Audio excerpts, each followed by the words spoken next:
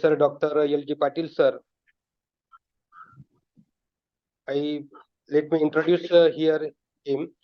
He worked as coordinator of arts faculty and head of the Department of English at Anantrao Thopte College, BHOR. He also worked as coordinator of IQAC at Anantrao Thopte College, BHOR. He is the member of Board of Studies in English of Ferguson College, which is an autonomous one.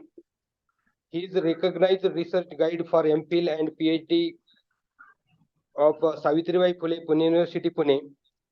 He worked as editor of Jnana Sarita, which is a multidisciplinary research journal of Anantrao Thopte College, BHOR.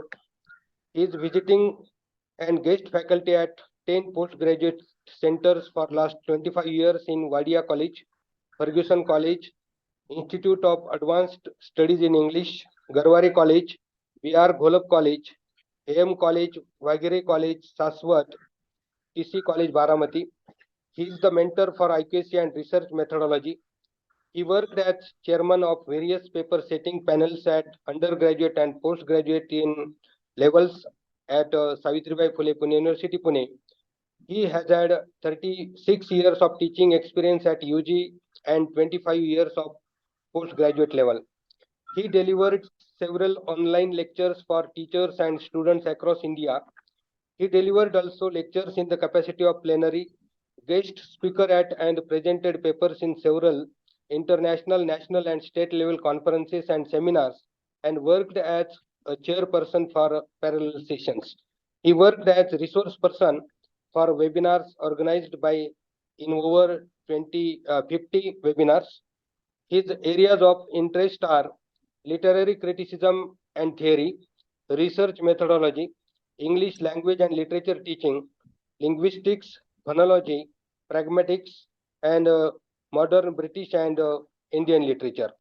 Today, Professor Dr. L G Patil is here, and he is going to deal with the topic that potential research areas in English language teaching, English language and literature. I hereby request Professor Dr. L G Patil sir to conduct the session, sir. Thank you. Thank you, sir. Thank you very much for a brief introduction.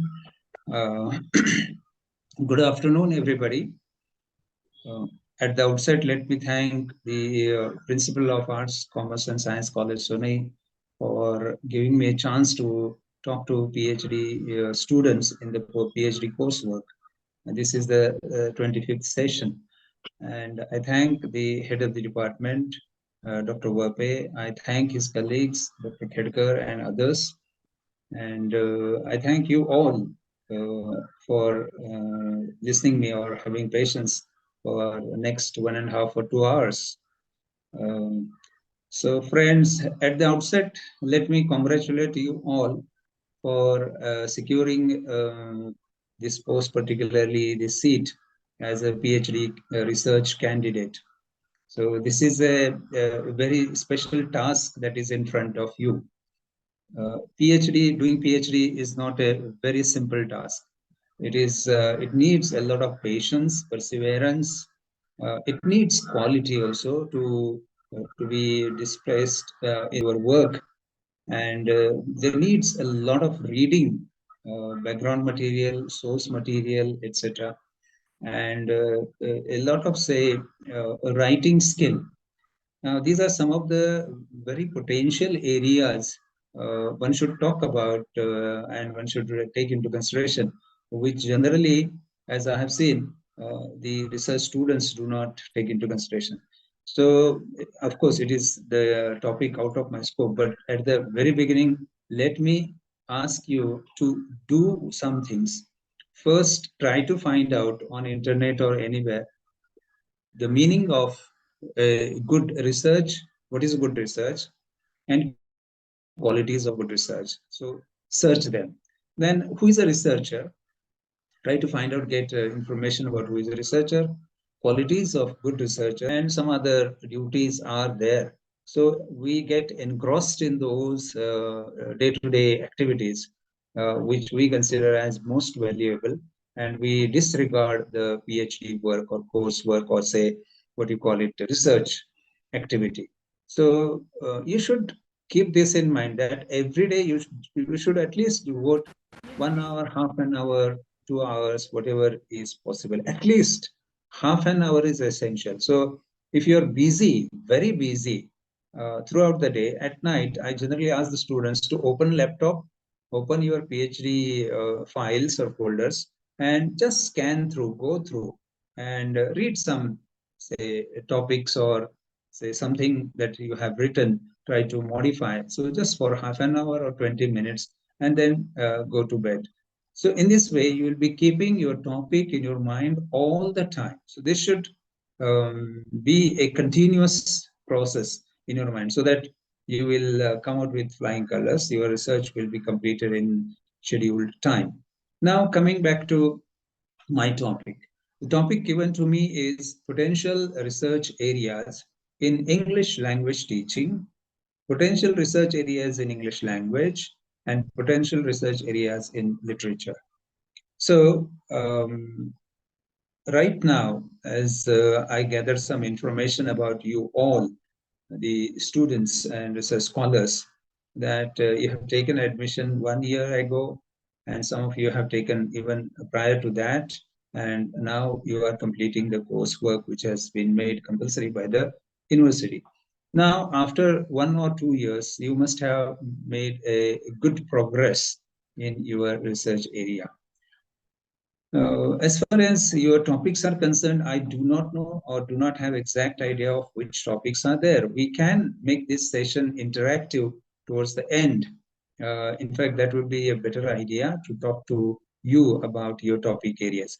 But since this topic is prescribed in the coursework and there is going to be an exam in the particular area, so you need to write something or some project work or some assignment in this area.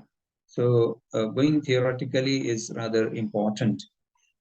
So what we see at the outset is that some of you might have selected a topic in English language teaching, English language, which is, of course, very few students in Pune University take this topic, teaching, or sorry, English language and studies or research in language, particularly English language or Indian English specifically, not correlating it to the literature or teaching. So that is one area. And then majority of the students in Pune University go for the last topic, that is research in literature. And they select some authors or group of authors, sometimes make a comparative analysis, select certain texts, maybe set of dramas, maybe set of novels, maybe set of poems. The authors may be international, so they may be British, American, Commonwealth, or Australian, African, Indian, etc. And the selection might be from, say, 14th century onwards to the present moment. And a lot of students nowadays are busy doing research in, say, Indian literature in English of the recent times. And of course, we'll go into that particular area towards the end of my session. So my session will be divided into three areas, three broad perspectives. One is research areas in English language teaching. Now let us deal with this particular issue. India, you know that we are all second language learners of English. So our census tells us that for majority of the people, English is the second language. Also, for some people, it is the third language. For some people, even it is fourth language. And nowadays, over last, say, 20 years, English has been reported by many people as the first language. In the metropolitan and cosmopolitan cities, people report that children acquire English right from the childhood. They speak English at home. They use English in the community, in the society, among the friends, and so this number is increasing day by day. The second thing is English has been a second language for a lot of people. Majority of the Indians use English as second language. So normally, when we go into the academics, we'll see that at at the primary, secondary, school, and college level and university level, the subject English is a core component. You know that in Maharashtra, right from say 2001, 2000 and 2001, English was made the subject from the first standard. Previously, it was from fifth standard. In some states, it was from eight. It was introduced from eighth standard. And nowadays, we see that there are a lot of English medium schools. There are CBSE schools and there are ICSE schools. That is, the difference is they follow a different syllabus. The level of difficulty is different. So CBSE, ICSE, etc. These boards are there, and children learn through the methods that are used or implemented by the teachers at different levels. In university or at university level, in traditional faculties like arts, commerce, and science, English has been a compulsory component. For arts, it is for 3 years. For commerce, it is for 1 year. And for science, is also for 1 year. Or say in engineering, in say diploma courses, English has become the compulsory subject. Nowadays, the shift is from English to communication skills. So the use of language plays a very important role in human life. So the teaching of that concerned language becomes significant in academics. So as we see in Maharashtra, Marathi is introduced from the first standard. You know that if you make a detailed study of the syllabus, the introduction of different subjects, you'll see that in the first and second standard, Marathi and mathematics, or language and mathematics, these are the two subjects that are introduced. And from third standard onwards, other subjects like sciences and social sciences or civil sciences, they crop up. And then later on in fifth standard, seventh standard, eighth standard, some other subjects crop up or they are taught. So language learning and language teaching is quite necessary. It is at the base of academics. Even after learning up to 10th standard or 12th standard, in colleges, we see that English is taught for the students of arts and commerce. And as you know, that the level of or the capacity of the students at graduation level is not up to the standard as far as use of English is concerned. So there is a lot of teaching and learning of English language. And within this, there are various subjects or topics that are taught. For example, we begin in ELLT, English language teaching and literature teaching syllabus you must have gone through at PG level. That we start with nature of language learning and language teaching. So what is the nature of language? What is the nature of language teaching? What is the nature of language learning? What is the nature of language acquisition?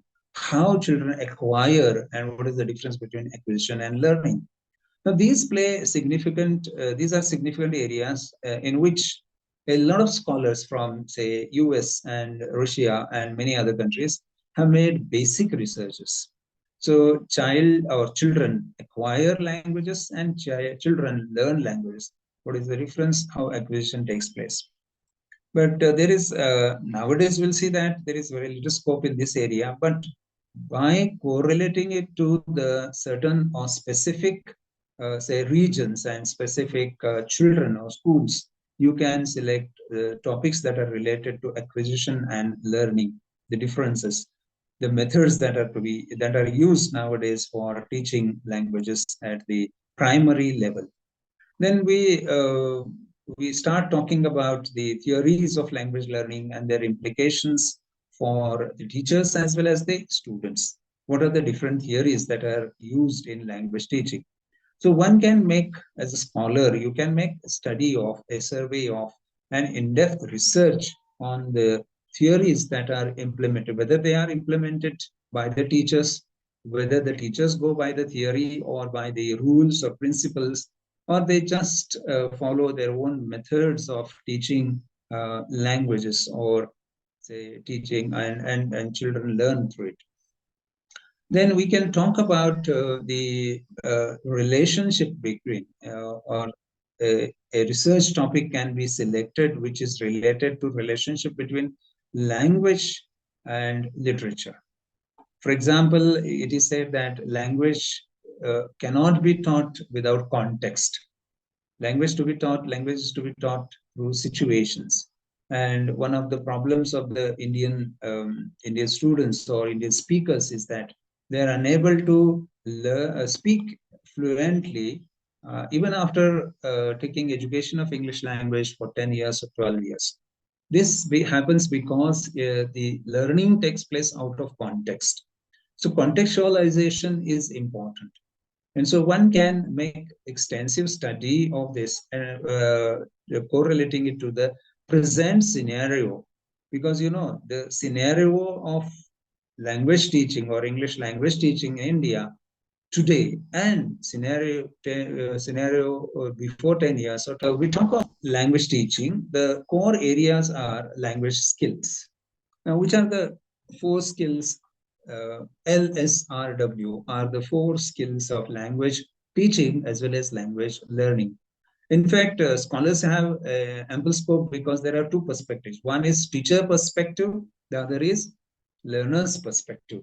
So one can take into account the learner's perspective. For example, difficulties encountered or faced by the learners in XYZ, that is learning of spoken skill, learning of writing skill, learning of reading skill, or reference skills, or different skills which are correlated or related to language. At the same time, a researcher can take a topic from the perspective of the teacher. For example, the syllabi for the schools go on changing. So in the universities also, syllabus goes on changing. As far as schools are concerned, there are limited number of students. The methods are different, materials are different, tools are different. At college level, +2 and university level, the number of students are large, the classroom the capacity is large, so the teacher has to use different methodology, tools are different, techniques are different, etc. And so difficulties and problems of teaching at school level and at university level or higher level are different. So one can take into consideration the problems or difficulties encountered by the teachers in teaching English skills, maybe English vocabulary or grammar or skills of spoken English, etc. at primary level, secondary level, school level, +2 level, or university level. So there are ample subjects, ample topics, and you can ground it to a particular set of schools. Maybe English medium schools in Maharashtra, India's English medium schools, with reference to English medium schools in a particular, say, region, like a particular district or taluka, or in 10 schools, or restricting it to limited number of schools. Or you can correlate it to or make the study in relation to, say, English medium, not only English medium, but CBSE schools, ICSE schools. So what are the problems and difficulties faced by the teachers in teaching skills in ICSE schools, in CBSE schools? Or you can make a compendium between or among these, the problems encountered by teachers in teaching language in general, which might include all the skills and all the issues that come under teaching of language. In English medium schools, that is local medium schools, where English is used as English, all the subjects are taught in English, the syllabus remains the same for local medium and English medium schools. And then compare it with CBSE and ICSE. So this is a very comprehensive subject or topic for research. Then you can make a comparison between curriculum and syllabus. You know what is curriculum, what is syllabus, and so it is prescribed by the boards, and there are different boards that prescribe the syllabus. They have different aims and objectives. For example, the aim and objective of the board in prescribing syllabus in Maharashtra by the state board is totally different as compared to any other state. So you can make a comparison between the 2 states also. If you are from some other state, you can make comparison, or nearby state is available for you on border areas. It is rather easier for you to make study. At the same time, you can see that there is a difference in the curriculum and syllabus of English medium schools and CBSE schools. So you can compare what components are prescribed at what level, level 6, 7, 8, 9, 10, or take +2 level. So the syllabus is different. Why it is different? What are the premises, etc., and what difficulties are encountered by the teachers as well as the learners. Then you can talk about the approaches, methods, and techniques used by the teachers in teaching, and approaches, methods, and techniques used by learners in learning English, or a communicative approach. Nowadays, communicative approach is quite popular in the schools and colleges and universities, where the focus is on communicative English, spoken English, as well as, of course, written English. So you can make extensive study or scholarly study of these particular areas. One can make a study of error analysis. So students commit mistakes, and these mistakes are sometimes systematic. These mistakes are specific to a particular classroom, specific to a group of students. Sometimes they are individualized mistakes. So you can differentiate between them, types of mistakes, kinds of mistakes, analysis of those, and contrastive analysis, and removal of the mistakes, and the strategies employed by the teacher. So you can select a proper subject, proper, say, topic for your research. And then one can talk about materials produced for English language teaching. And you can make a compendium or a comprehensive research about, say, materials produced in India for teaching English at different levels in different boards. Now, this is a very challenging, comprehensive, not very difficult, but this has to be paid attention to, because you are making analysis, comparison, and coming out with conclusions. So, a study of materials produced for teaching English at different levels in different by different boards. So you can distribute your chapters taking into consideration the school level, the +2 level, university level, and different boards like state board, CBSE, ICSE, etc. So I have not heard of this kind of study. Of course, there is study, but which is related to one particular aspect of this. But this covers all the aspects. This is a comprehensive kind of, say, perspective towards materials produced in India. Then one can talk of peer teaching, remedial teaching, and micro teaching. That is methods and techniques. So, for example, change in the techniques used by the teachers in teaching at school level or plus level or at university level, or teaching English in India. So you can make a very comprehensive study of this. So over the years, you'll see that some around say 30, 40 years, the method was different. 20 years ago, the method was different. Nowadays, everything has got changed.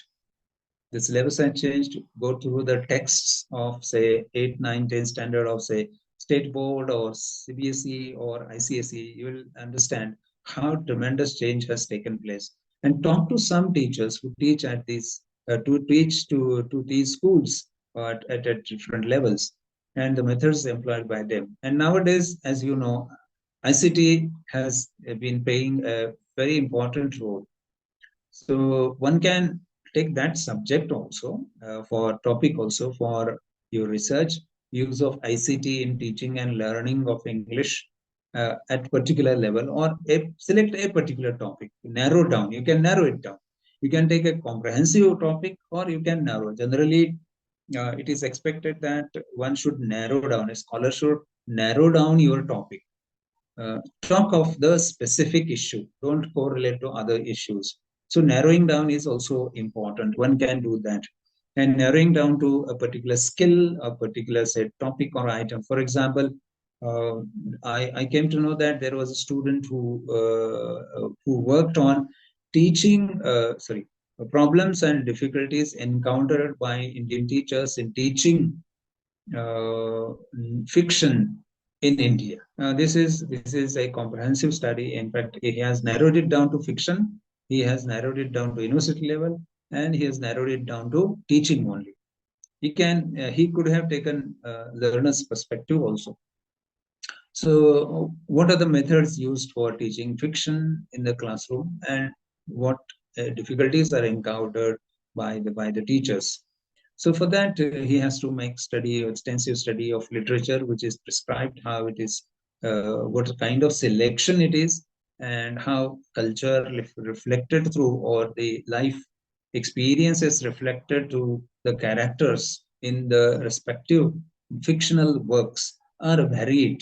For example, if there is a fiction from America, the experiences of the characters are different and the problems are different.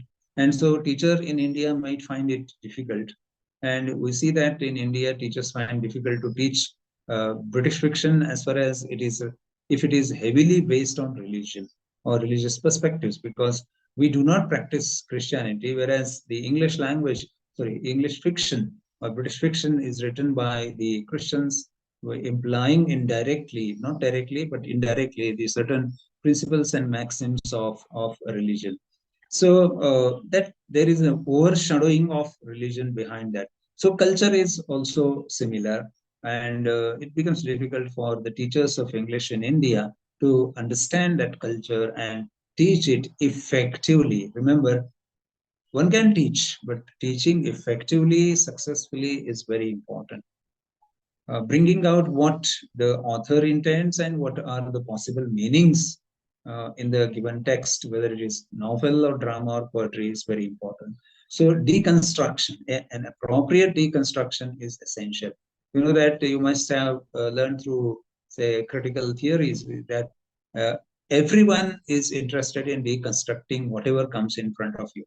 For example, you are attempting to deconstruct me as a teacher right now. You're trying to understand what kind of teacher he is based on the material and the way I'm talking, the material that I'm presenting or projecting to you. So you are deconstructing me, you are understanding me, you are trying to say, make analysis of my stress. Similarly, we come across different people. Similarly, we come across different ideas, ideologies, concepts, and characters and their conflicts and problems in fictional works, in dramatic works, in poems also. We come across a lot of, say, expression of psyche and emotion, and so we try to deconstruct those. So there are various ways of and methods of deconstruction. There is never a finite meaning or fixed meaning or definite meaning. Meaning is always postponed, as Derrida had said.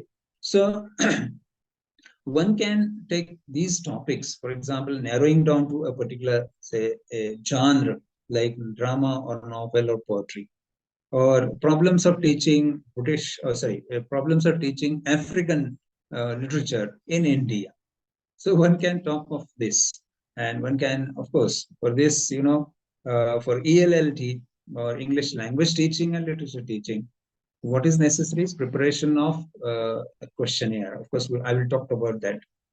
One can talk of the specific areas of language. For example, we see language from the perspective of vocabulary, perspective of spelling, perspective of phrases and sentence patterns, and comprehensively we call it as grammar of language.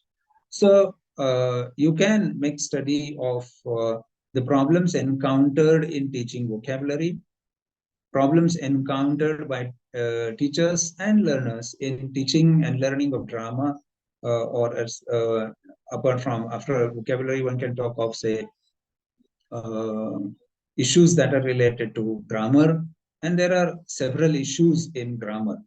So one can take those topics. Of course, look at the scope of PhD. This is PhD, and it should be appropriate for that. For writing papers and articles, you can select one particular item in grammar. For example, problems of teaching and learning of active and passive voice, or direct and indirect, or possessive, the confusion that is made by the Indians in use of S, that is apostrophe S, possessive S, or plural S. There is always a confusion, and even great writers or great people who are used to write texts we see that there are mistakes committed or made by the people in using possessive s, apostrophe s, that is, and plural s or es. So these can be taken as the topics that are related to, say, uh, research potentials in English language. Apart from this, one can go into the, say, status of English language in India today. Going back to social linguistics also, or data linguistics, one can take into account the status of English in India in the past, when India became free country, independent country around, say, 40s and 50s and 60s until 60s, 70s. We followed the perfect British model. But later on, as the time changed and the global scenario changed, the focus shifted from England to America. See that there is a lot of influence of American English for Indian English. And so we are unknowingly changing certain rules of language use. So look at the spellings that are used, look at the grammar that is used.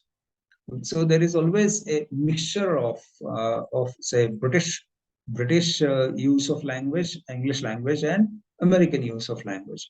So one can make study of this by restricting it to a particular source text.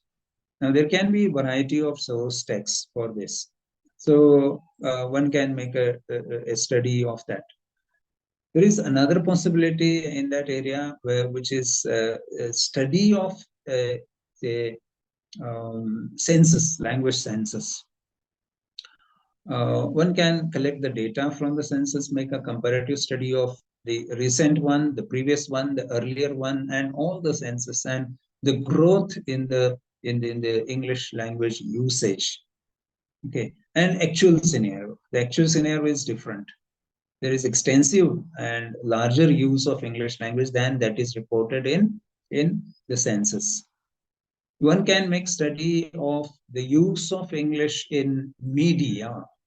So correlating it to the use of English in, say, on television, on internet, on, say, social media, etc., for different purposes, maybe for advertisements, maybe for, say, soap opera or the entertainment purpose. So when people use language, how do they use language? Then one can make study of the study of code switching and code mixing in say, selecting a particular issue. For example, one can make study of code switching and code mixing as a strategy used by the speakers, public speakers. Code mixing and code switching as a strategy used by politicians.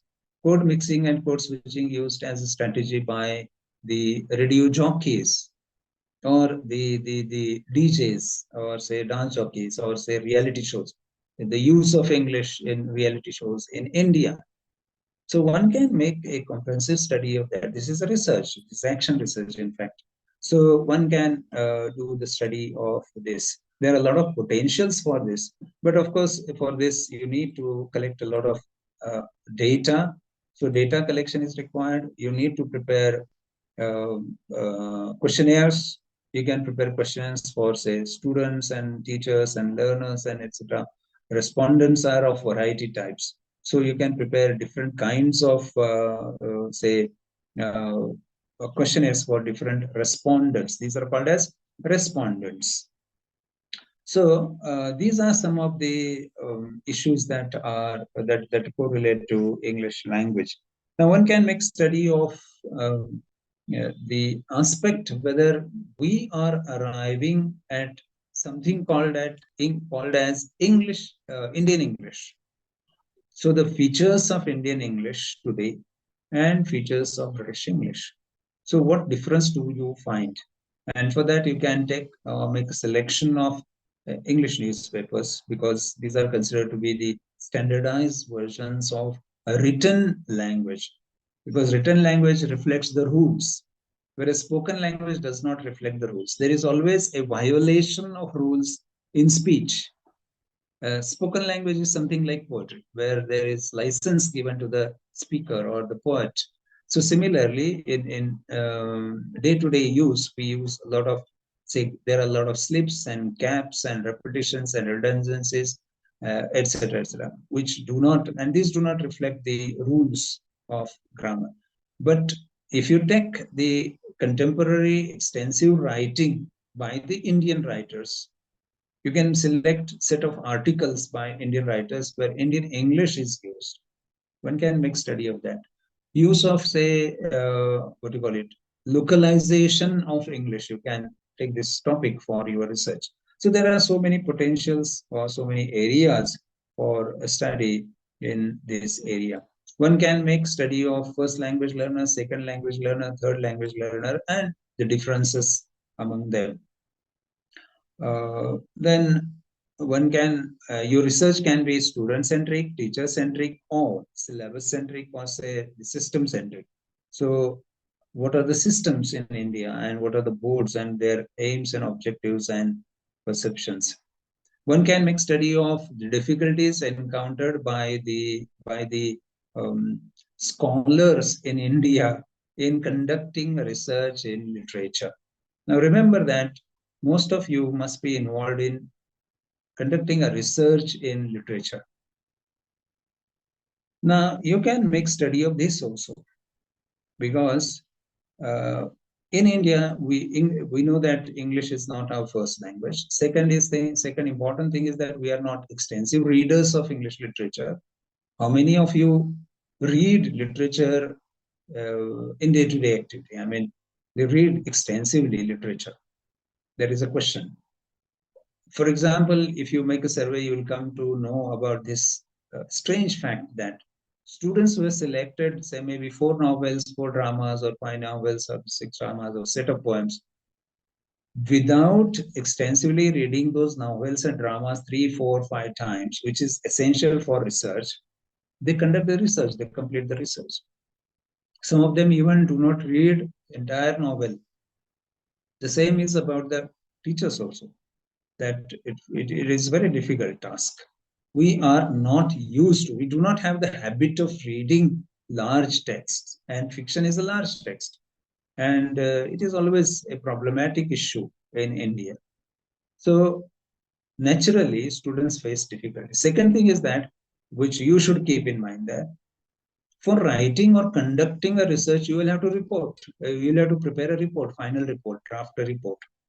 For writing a report, you need to have a particular kind of language at your disposal. You should be able to present it. Presentation is very important, written presentation. So how to use different kinds of vocabulary, jargon, which is related to your topic, subject, etc. These are elementary issues. And that is one of the important areas where our students face or encounter problems. Otherwise, they have thinking capacity. Thinking capacity is different, but writing capacity is another aspect. So once they know the entire story of a fiction, they can think about it. They can come out with conclusions, findings. But the question is, do they think about it in English? And are they able to write in English?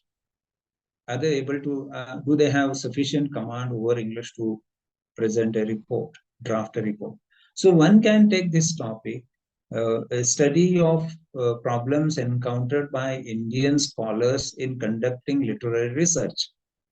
This can be an extensive topic.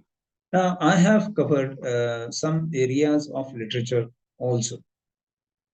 Now, coming to the area of English language that I have discussed partly.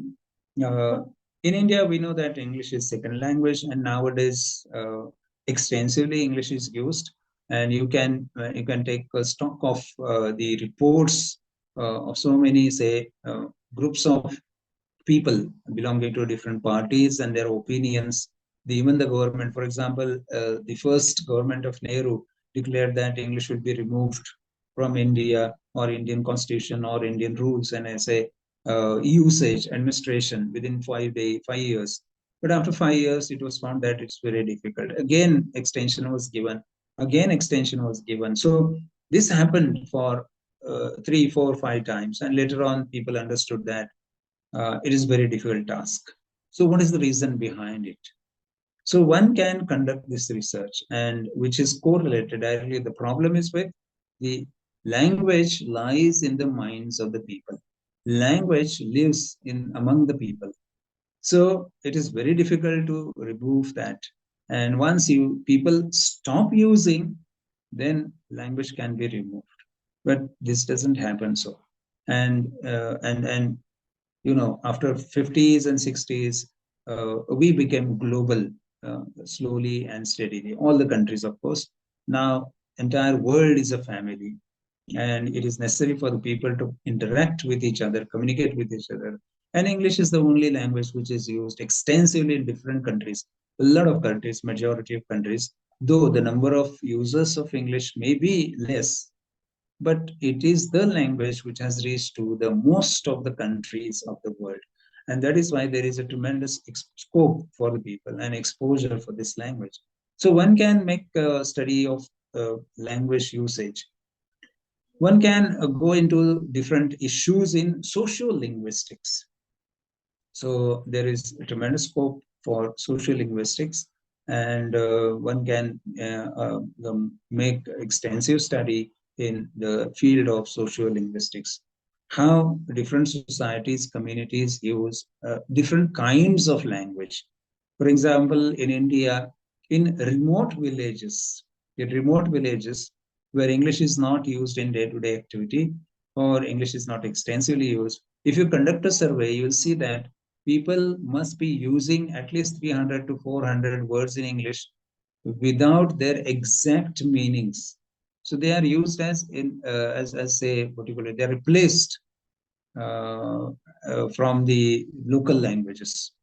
So there are no counterparts for those words also. People have forgotten the meanings of the words, and they use it. For example, for mobile or handset, what is the alternative word? For the shirt and pant, what is the alternative word? People have forgotten study of or status of English in a particular taluka, a taluka level. Status of English in corporate houses or business houses or companies, etc., or use of English in banks. Make extensive studies in this, come out with reports and research. So these are potential areas in English language. As far as English literature is concerned, there is tremendous scope for studying or say doing research in literature. You know that as I mentioned earlier, British literature is something that is at the core. The English language went to America, went to other continents, and people acquired. And then later on, after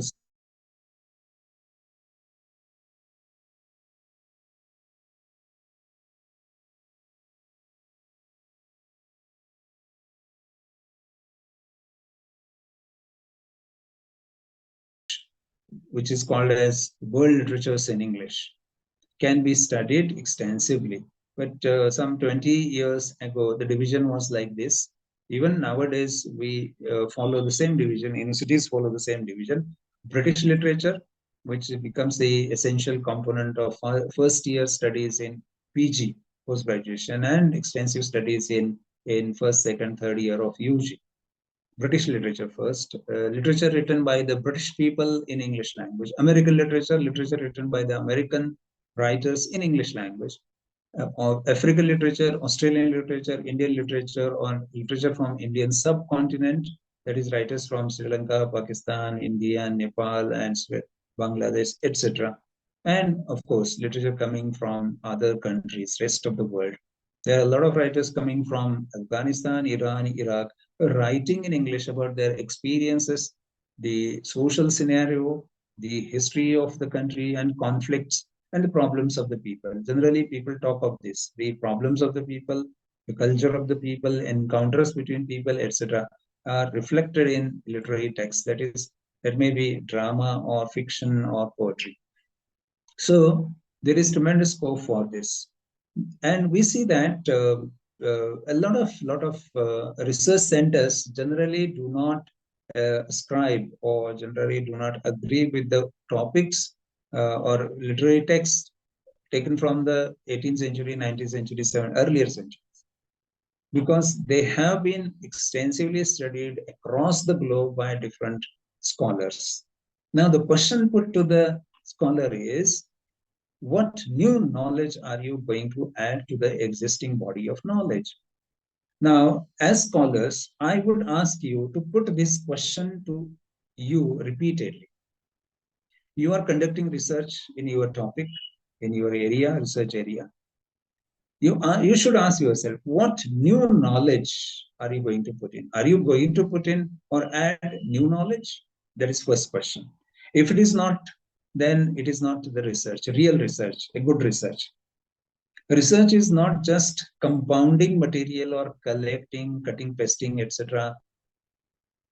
from different sources.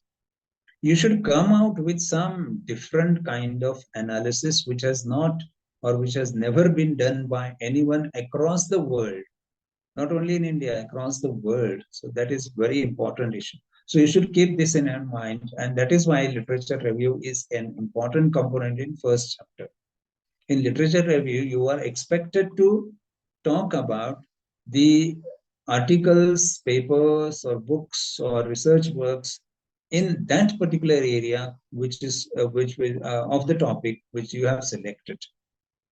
So that you should come at the conclusion in the research review that so many writers have talked about these different issues, but the issue that I have taken or the scholar has been taken in this research is not been discussed or has not been discussed by anyone.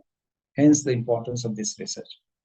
Now, you can conduct research in, say, fiction, poetry, drama, as I mentioned, in autobiography also.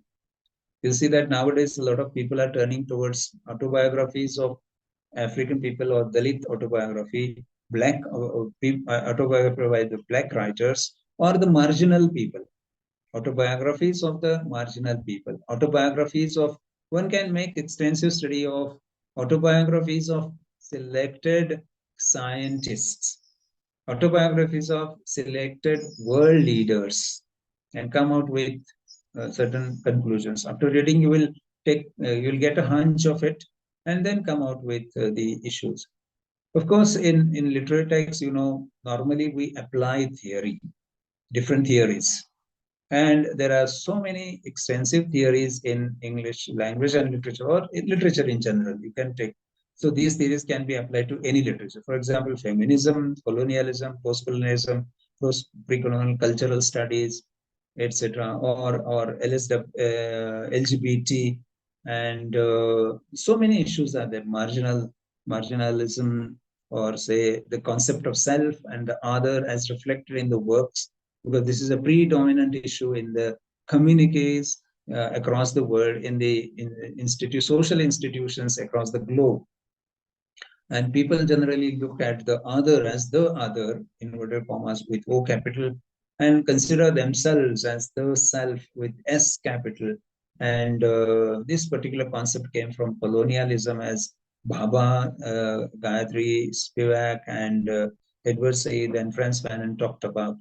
So these issues are there. Nowadays, you'll see that a lot of focus is on diaspora, that people have been dispersing, transferring, or migrating, shifting from one place to the other. Now, this shift or this migration, this immigration is due to the self-will or self-consent. For example, a set of people from India migrated to Africa as well as Caribbean islands. One of the great writers of Caribbean islands is from India. And so his Miguel Street and India Wounded Civilization, etc. These novels are based on Indian experiences, and his experiences Caribbean island. So in 17th century, 18th century, and 19th century, tremendous population shifted from one place to the other, from different parts of the world. For example, people shifted from Lebanon, people shifted from China, people shifted from Asia, to different countries for different purposes, for job and for profession. And later on, people shifted or migrated due to the wars.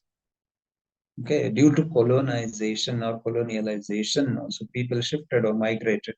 And they have certain specific problems. They have their own issues. When they land into different culture, people encounter different problems. They are in conflicts, or they are in troubles. So these troubles, these conflicts, these experiences are reflected in literary text. So a lot of writers from India, like Salman Rushdie and many others, or a lot of Bengali writers who had shifted to America, stayed over there, and Meenakshi Mukherjee and others wrote about their experiences as diaspora. So diaspora has become a covering term, and it has been used as a theoretical background for analysis of the text. Similarly, colonial issues are there, then cultural issues are there from cultural perspective. Within feminism, there are tremendous, issues of females and problems of females that can be discussed as reflected in the writings of the concerned writers. Similarly, one can talk about social problems, or political issues that are reflected in the texts. For example, if you read Chinua Achebe's novels, you'll see that political problems, or say at the level, it can be called as the national issues that are reflected in his works. How society undergoes tremendous change, even changing one religion, getting converted from one religion into another, and then going back to the native culture or native religion. That is also a pertinent issue, and that is discussed by these writers. Within the other theories, you'll see that there can be deconstruction, there can be structural analysis, there can be, there are a lot of novels nowadays coming up that deal with the environmental issues. Even in some plays, people may deal with or reflect certain environmental issues. So, uh, uh, by applying critical theories in environmental issues, these novels can be analyzed. Similarly, different poems can be studied by taking into consideration the identity crisis as reflected in the poetic works of XYZ, identity crisis, okay, or emotional turbulence. Psychology is a pertinent issue. In fact, Sigmund Freud, Lacan, and others, they made extensive studies in psychology, and this study was brought into the notice of the world in the 20th century, early 20th century, late 19th and early 20th century. So the writers started using some insights from them, and scholars, particularly students, teachers, scholars at university level, they started looking at the characters from psychological perspective. And so they revised the old texts. For example, after the publication of theories in psychopathology or psychology, Hamlet was revised many times, and psychological instinct was studied. Similarly, psychological perspective was taken as an important perspective for studying all those tragedies, great tragedies of the world.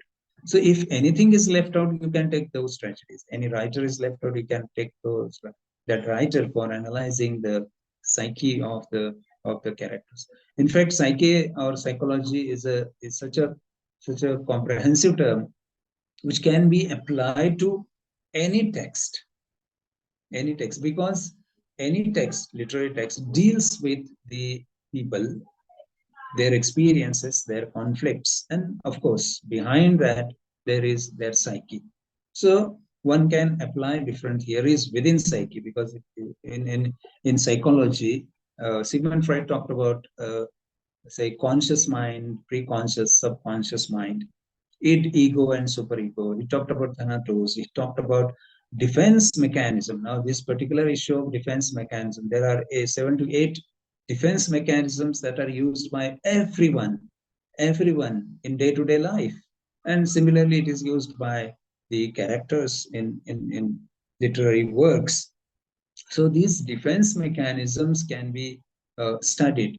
For example, let me tell you what is the defense mechanism. Is a mechanism used by a person or individual when he lands into a trouble, problem, or when a certain situation creates anxiety or difficulty or say problem in his life. At that moment, he takes a particular situation to come out of, particular decision to come out of that situation. And those decisions are called as defense mechanisms. So what are those defense mechanisms? One has to find out correct, say, or place it correctly or appropriately in those 8 to 9 defense mechanisms as discussed by the scholars like Freud and others. So these are the potentials. These are the works. Of course, you can deal with the contemporary novelists. You can deal with the early novelist, or you can deal with the ancient classics or classical works. Apply the recent theories to the old classics. Can be applied. Certain theories can be applied. The theories of the present time can be applied to the old classics. So these are some of the potential. Now, there is one more area, of course, which has not been. I suggested someone to talk about or discuss the old age syndrome as reflected in the novels of XYZ. Because a particular writer, for example, there is a Japanese writer who talks about old people and young people. So there is encounter between the two. And so, what are the problems of the young, old people? How are they perceived? What problems they encounter? How the young people perceive them? How men and women of their age perceive them or understand them or misunderstand them? So this can be taken up. Or the conflict between old and young women as reflected in a particular, suppose a particular, say, set of texts or novels, certain novels deal with the women at different stages of life, the young ones, the senior ones, and the old women, which are reflected in the works, and there is extensive, say, writing about it, narrative about it, then there is scope for a scholar to explore this particular area. There are certain novels that are related to children. For example, Lord of the Flies, or recently I came across a novel called Street Boys. And while reading and getting some knowledge about this novel, I came across so many novels where children have become the prominent, they are playing the prominent roles as the lead characters or protagonists or prominent characters. So these children and their psyches and their, say, behavior can be analyzed by using psychopathology, by using behavioral theories, etc. So there is tremendous scope for that also. So it is essential for a scholar to keep inquisitive mind. You should be always inquisitive. You should be always asking questions. Not only asking questions, of course, people ask questions, but do not go to the root cause. You should try to find out the exact cause. You should not be carried away by emotions. You should not be carried away by certain, say, prejudices, certain, say, issues that can be taken up as pre-designed or, say, pre-modified kind of views, perspectives. Whereas you should take an objective outlook. For example, you know that a reporter needs to keep an objective outlook. But nowadays, you'll see that reporters do not keep an objective outlook. So their role is in trouble. So similarly, a researcher needs to keep an objective approach and try to find out the root cause of the problem, because a lot of literary texts deal with problems of the people. So what is the root cause behind that? And try to explore that, find out, search out. So you should keep asking questions, explore the things, and of course, your research will be a very happy enterprise. You will come out with, of course, you will realize that this is interesting, quite interesting. So you should come at the stage when you feel that it is very interesting, it is worth studying, or it is a pleasant act. You should not feel always that, well, it is a troublesome act. If you feel that it is troublesome act, research is troublesome act, you are making certain mistakes. Okay, there's no problem at all, but you are committing certain mistakes. You are not, your approach is not right, proper or appropriate. So once you feel that, well, it is interesting and it is pleasant activity, it is enriching activity, then you are on the right track, and you are going to come in future, near future, with flying colors. So this is about potential research areas in English language teaching, English language, and English literature in English, you can call it as. Of course, I did not talk about a lot of literature that has been translated, or it is being translated. So old classics or literary text in regional languages have been translated, or they are being translated by different writers or translators. For example, Gitanjali, the book of poems, was translated by Rabindranath Tagore himself, and a lot of Tagore's works were first originally written in Bengali and were translated by the writer himself. When a writer himself translates it, then no problem. But when the other person translates it, the perception or the authorial intention, author has certain intention in his mind. Though you know that the concept of Roland Barthes talked about the depth of the author, where he did not pay attention towards. He said that, well, don't pay attention to who the author is, what is his mind, what was in his mind while he was writing, what is his previous experience, knowledge, etc., etc. Just concentrate on the text. Whatever is in front of you is very important. The characters, the language, the dialogues, the narrative, all these are important. So pay attention to the text. The next thing is that, again, how it is perceived by the reader. So you can take these perspectives also for your analysis. So there are potentials, and when in translation or translation studies, I don't know whether this is a topic, but in one of the universities, a research scholar translated the works of a particular writer from the local language into English, and that was accepted as a PhD thesis. I don't know. I have certain question about it. I'm not. I don't agree with this kind of thing. But some source text is necessary, analysis is necessary, discussion is necessary, and you should come out with conclusions or findings correlated to your topic that you have taken. And you should apply or look at it from a particular perspective. That is, theory is essential. So using translation theories, you can make an analysis of translated texts. And of course, there are different kinds of texts across the globe translated into the English language. So nowadays, you know that at BA level and MA level, different universities in India are prescribing Indian classics in translation under, say, English studies, or under the studies of, say, Indian classics in translation, or world classics in translation. So there is scope for that also.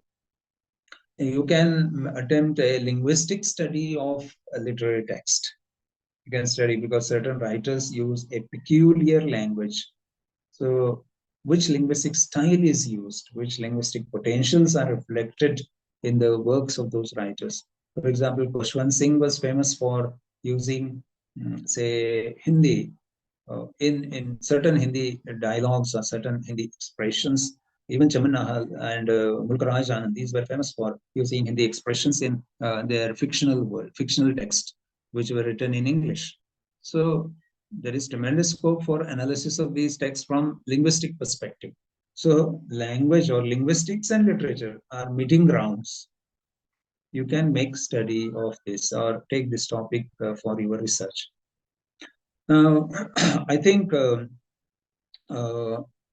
that's all from my point of view, or from my side. I would welcome certain questions which are related to potential research areas in language teaching, language, and literature. If there are questions, we'll take up those questions. And then my idea is to talk about your topic. So if you disclose your topic and tell me, then I will give you certain guidelines which will be helpful for some other people to think about how they can proceed in their topic also.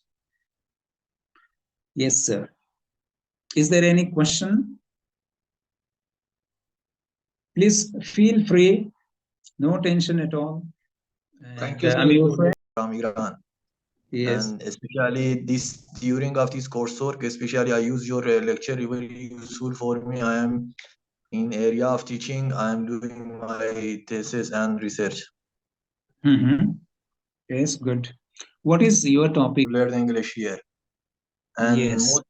mostly I am in to university and Symbiosis University. I'm collecting for my data collection students from there Yes. in African Yes. countries, Yemen, Turkmenistan, Yes. also South Asia, this Korean, Mm-hmm. Thailand, Mm-hmm. such this Yeah. for learning of English language. And I hope Yes. I Yes. can take your help also in this research in future. Yes, yes, yes, yes. Now, it is very interesting. It is actual research. In fact, there is a complaint at international level that most of Indian research is application level only. It is not a basic research. Most of the research is not basic research.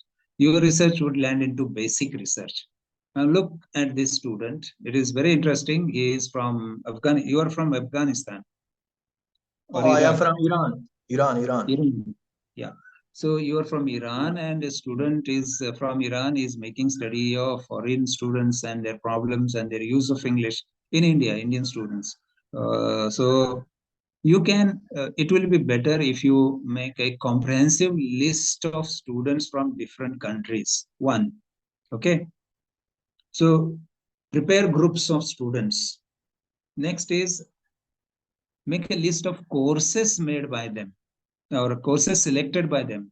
So they might be doing engineering, they might be doing MBA, they might be doing literature studies or science studies, or they might be in different disciplines in different universities. Then try to make list of their problems.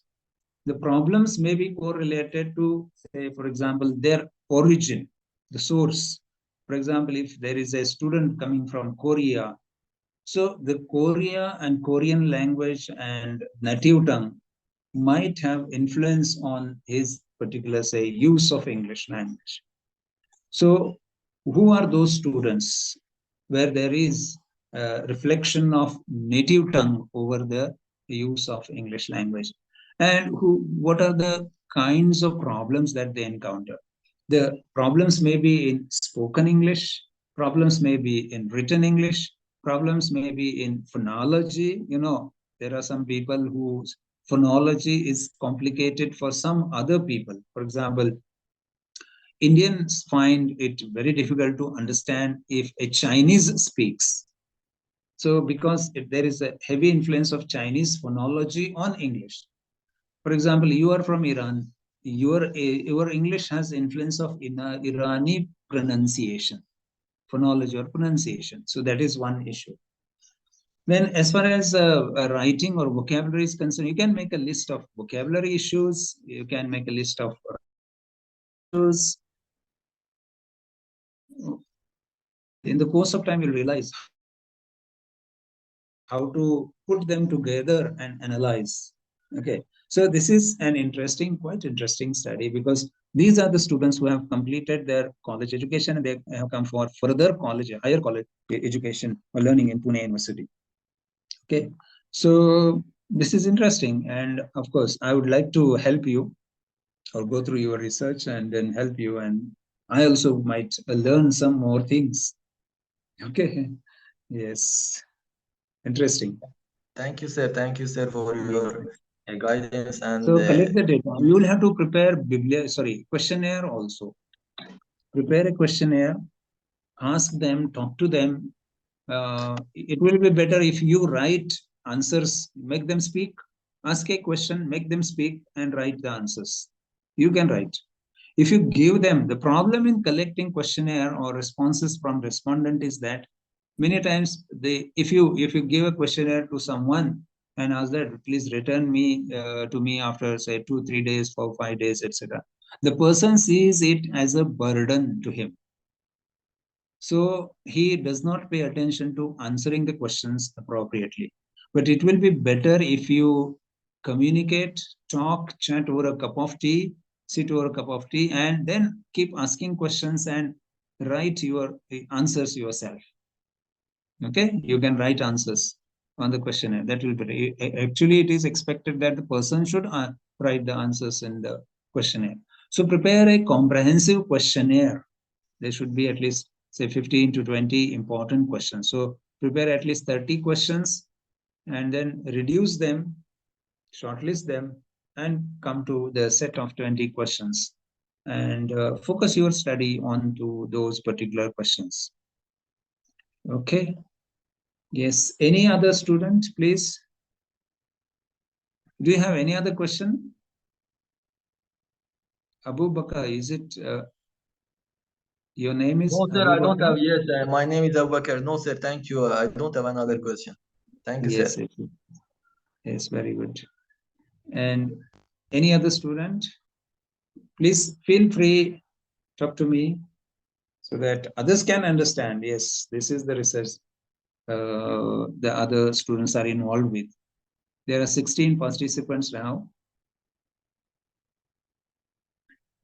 Yes, sir. Sir, if you have a list of subjects or topics, you can just read the topics. One topic, and then I will talk about it. And then second topic, the concerned student will understand. And if he has a question, World of Malgudi, as you know, he has written several stories, several novels. And in all those novels, he has kept the space, the place, Malgudi, continuously, right from the first novel to the last novel. In the first novel, Malgudi is a small village of, say, limited houses. Then in the next novel, next story, it went on growing. Then it became a big village with schools and colleges and bus stand and etc. And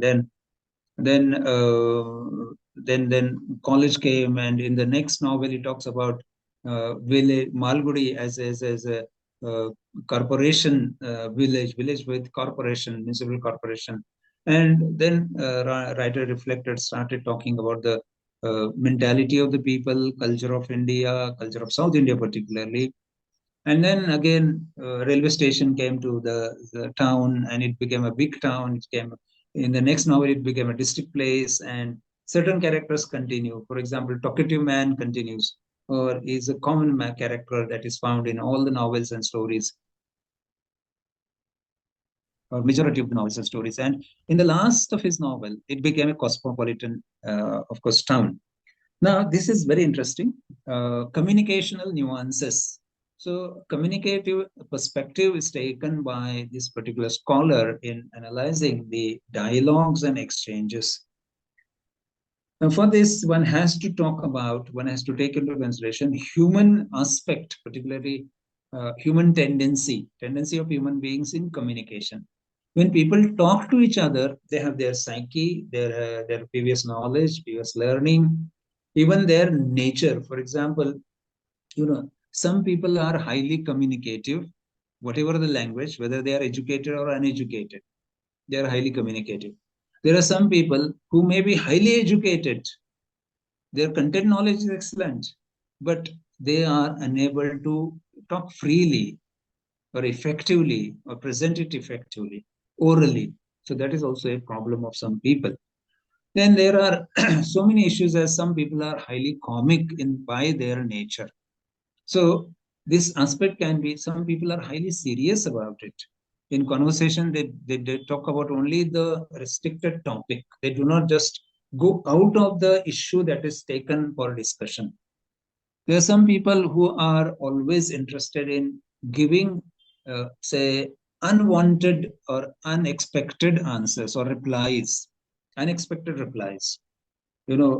Pragmatics comes in. So people do not follow the maxim. They always violation or flouting of the maxims. Instead of giving the exact, right, correct information, they give the wrong information or incorrect information or unrelated information. Sometimes some people's manner is very good. Some people's manner of presentation is very confusing. Whatever they say, they do not understand. People generally do not understand. So confusing language. Some people are highly talkative. For example, R.K. Narayan uses talkative man as one of the prominent characters who is present in a lot of novels. So you can take a stock of all these. So there is behavior that, of course, the fictional, scope or theme can never be disregarded. So people communicate in correlation to the development of the story, the central character, the prominent character, the other characters, and how do they communicate with each other, how the conflicts erupt or crop up, and what are the reasons behind their conflicts. And majority of the conflicts come due to the communication, the nuances of this communication strategies. So people use different strategies for communication. You know that we generally say that people are never straightforward. They have inhibitions, they have their own ideas, ideals, perspectives, points of views. And that particular psyche, mentality, approach, attitude crops in when people speak, people write it. So particularly here, we are concerned with communications or dialogues. So that is an interesting. So this scholar can take into stock of psychology. He can deal with the flouting of the maxims, reference to certain pragmatic principles, the reasons behind it, and the problems that are encountered. Sometimes problems are resolved. Then one can talk about human nature. The aspects of human nature should be taken into consideration as a theory, not only theory of grammar, a theory of communication, but human behavior in communication, human psyche in communication also plays a significant role. These theories can be used as background or in theoretical framework, so that this research will become quite interesting. Of course, this is also an interesting topic, which has at least I have come across this particular topic for the first time. Interesting, good, sir. Yes. Next. The second topic is a socio-cultural perspective in the select plays of Mahesh L. Kunchwar, a study. Yes. So Mahesh L. Kunchwar is a celebrated dramatist of India, and he has always written against the backdrop of socio-political perspective, issues or scenario in India. So within India, you will see that there are communities within communities, social, say barriers and customs and traditions that take place in India. So one can go into the deep depth of sociology and certain theories from sociology. I would advise this particular student to make study of sociological theories and political theories, which may work as the background or say framework for the analysis. I think Deepak Sirsat has some question. Will you please, is this in relation to your topic? Namaste, sir. Yes, please. Deepak? Sir, my topic name is the analytical study of protagonists in the select autobiographies by Dalit writers. Just a minute. I'll let me finish with this and then I will take. Okay? Yes, is that sir. okay? Yes, sir. Yes, sir. Yes. Mahesh L. Kunchwar has written several plays, and in this particular, say, analysis, the theory plays a significant role. So theories of drama, of course, are essential. Theories of drama in India, or dramatic history of drama in India, coming to the, say, mid-20th century and late 20th century, and then dealing with, say, sociological and political theories, which play as a background for this conflict raising issues and conflict resolution, which is reflected in the plays of Mahesh L. Kunchwar, will play a significant role in the analysis. And you can divide, take certain 5 to 6 aspects, 5 to 6 important aspects from this particular, say, study, which would focus on to your plays, maybe 5, 6 plays or entire plays. It is expected that the topic signifies that you should have selected all the plays of Mahesh L. Kunchwar. That would be appropriate analysis. So do that, select all the plays and divide them into 6 to 8 points. And these points may be distributed over 2 or 3 chapters, core chapters. So first is introduction for all the students. First is introduction. First chapter is introductory chapter. Second is theory, theoretical framework. And third, fourth, maybe fifth will be core chapters. Some students divide it into 2 chapters, some go for 3 chapters, some go for even 4 chapters, depending on the scope of your source text. And then last chapter is conclusion. So in the these 6 to 8 points can be distributed over 2 or 3 chapters, and you can carry on discussion under those points in different from different perspectives. Okay. So for this, of course, one can bring in certain psychological aspects which may be reflected, or say feminist aspects, because that is a pertinent issue in Indian or even world literature, particularly in India also, and other issues, social issues. Yes, sir. So Deepak, sir, your topic is related to Dalit literature. Can you specify your topic once again? Sir, my topic name is Analytical Study of Mhm, Protagonists mhm. in the Select Autobiographies. I have Selector. selected Which and Baluta how by many Daya. Four, sir, powers? four. So the original text and translations. So we have made the translations, and how it has become Yes, difficult to reflect all the nuances of the, say, native tongue. But still, these are some of the important, say, autobiographies or memoirs where one can study the protagonist issues. For this social study, social aspect is rather important. The yes, Indian social system, the setup, the kind of, say, the treatment given to these people, particularly the marginal people that were treated as marginal in the social okay, setup of India. And you should include their own personal issues also. They're bringing up, then their economic status, particularly the kind of, say, culture that they were brought in, or they were, say, growing.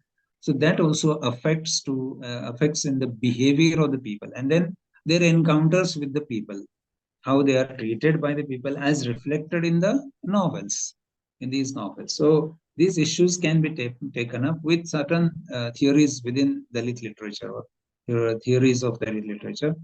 You can even refer to some of the African apartheid and correlated issues, yes, which sir. can be applied to some extent, not wholly or completely, can be applied to this particular, say, protagonist.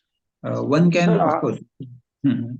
Yes, sir, please. sir, I have prepared tentative chapter scheme like chapter one introduction, Mhm. chapter two Second the lead thought. protagonist and social cultural milieu, Mhm. chapter three protagonist in Baluta, No, and some second points chapter, is normally Pune University sir. has prescribed or expected that second chapter should be theoretical framework, within Okay, which you can talk of these as issues. So you can divide your topic, the lead protagonist and the lead literature and the lead, say, experiences in different topics. Some novels might have, say, selected which are the recent ones, but uh, these, for example, in Midnight Children, Salman Rushdie talks about Savitri, and that particular myth of Savitri is recasted in a different perspective in the present scenario. So that is also an important perspective. So there is a wide scope for this scholar to talk about the original myth and recasting, how it is, and what is the intention behind, what is the purpose behind recasting. So why the author goes on recasting this myth, and which aspects of the character or personality of protagonist are reflected through these recasting. So can be revealed. So that is a pertinent issue. Deepak sir, Sirsat sir, are you there? Yes, sir. Yes, sir. Which are the core chapters that is left out? How Yes, many core chapters have you made? sir. I have divided the chapters. There are seven chapters total. Mhm. Fourth chapter is protagonist in untouchables and analytical Mhm. study. Fifth I'm is? fifth one is the protagonist in growing up untouchable in India. Uh-huh. Social awakening journey from emulation to self affirmation. Yes, Dalit correct. empowerment and enlightenment. That's some points I will discuss in that Yes, yes, chapter, yes. sir. Yes, yes. That And is the and so chapter 6, the protagonist in Upra and Outsider. I will discuss their caste consciousness to casteless consciousness and self-identity issues of the protagonist. it will And then be last one is appropriate. conclusion. Yes. Yes, yes, the conclusion. It will be appropriate to, I mean, not to go by novel. Instead, you can, Autobiography, sir. yes, yes, mixed, autobiography, individual autobiography, one autobiography in chapter 4, second autobiography in chapter 5, third in, Okay. third text in, I'm talking about in general. So the Yes. students might have, scholars might have selected 3, 4, 5 novels, dramas, source texts, etc. And it is a mistake. Generally, it is considered as a mistake that they divide it as the novel wise, okay, or the text wise. Instead, you can select perspectives or issues which are common in all the novels or variant in all the novels, and divide according to those topics or points the chapters. Divide the chapters according to those topics, so that in one chapter you can refer to all the protagonists. In the second Yes. chapter, if you're taking another perspective, another outlook approach, then you should discuss, or you will be able to discuss different protagonists and their say experiences in relation to those aspects or outlooks in the Okay. that would be proper. And so I would suggest all the scholars to see whether you have distributed chapters according to the novels, or whether you have distributed chapters according to the points of discussion, okay, perspectives that you have taken for discussion. Yes. Okay. Thank you, sir. Thank you, sir. Yes, sir. Okay, sir. Good luck, sir. Next topic is a study of love and violence in Chetan Bhagat novels. Yeah. Chetan Bhagat is a very popular novel. Earlier, some 10 years ago, no popular author was expected to be taken for research.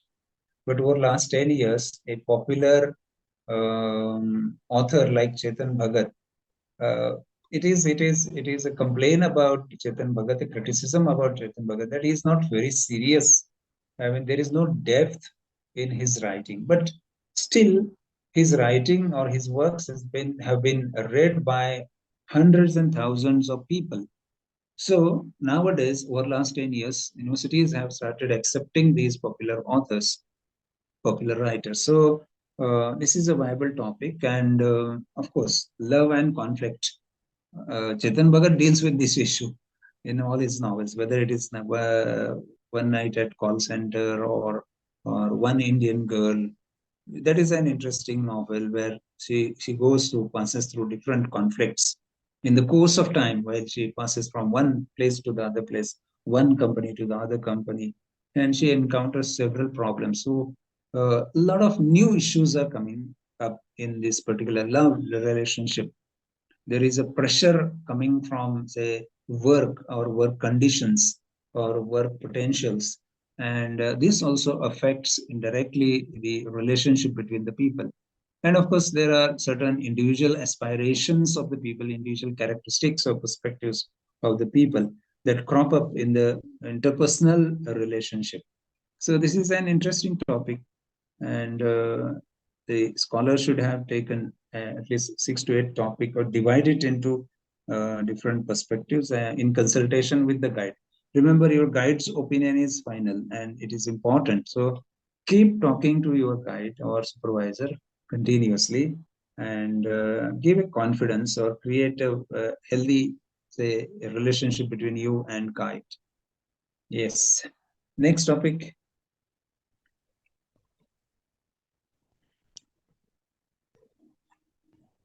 Next topic.